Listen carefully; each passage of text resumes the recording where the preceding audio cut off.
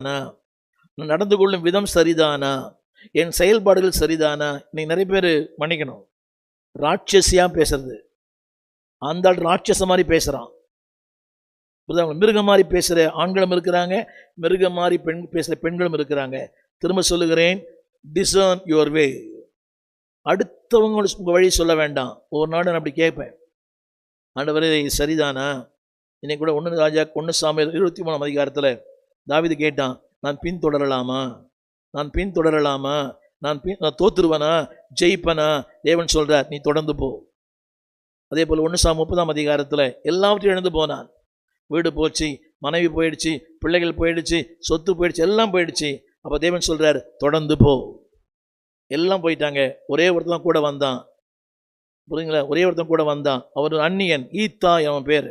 அவன் ஒரு பெலிஸ்தியன். எல்லாரும் போயிட்டாங்க. அவன், வேதம் சொல்லுகிறது, தாவீது கால்நடையாய் நடந்து போனான்.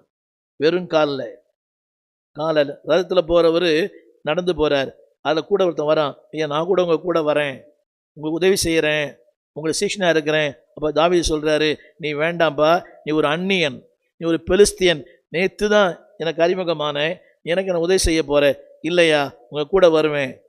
அவனோடு கூட நடந்து போனான். அடுத்த அதிகாரத்தில் தாவீது அவனை படைத்தலைவனாய் மாற்றினான்.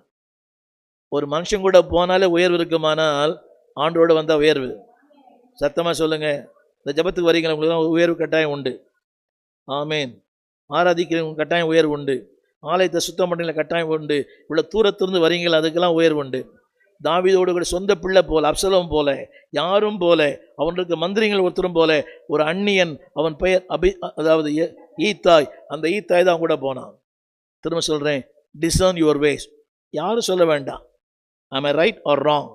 நீங்களே சொல்லுங்கள், நான் செய்வது சரிதானா, என் பேச்சு சரிதானா, என் செயல்பாடுகள் சரிதானா, ஆண்டோடு இருக்கிற நெருக்கம் சரிதானா?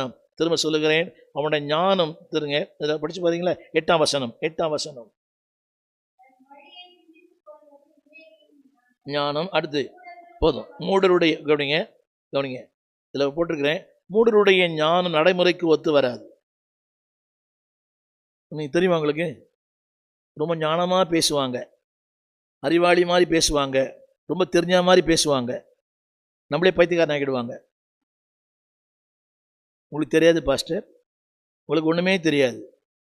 இந்த பிள்ளைங்கள் என்ன சொல்லுது, இந்த பிள்ளைகள் என்ன சொல்லுது, பேரண்ட்ஸ் கிட்ட பேத்தி சொல்லுது, உனக்கு தெரியாது தாத்தா, உனக்கு விவேக ஞானம் என்ன எதுக்கு வராது. ரொம்ப ஞானமாக பேசுவாங்க, ரொம்ப ப்ரில்லியண்ட்டாக பேசுவாங்க, நம்மளை அப்படியே கவுத்துருவான்.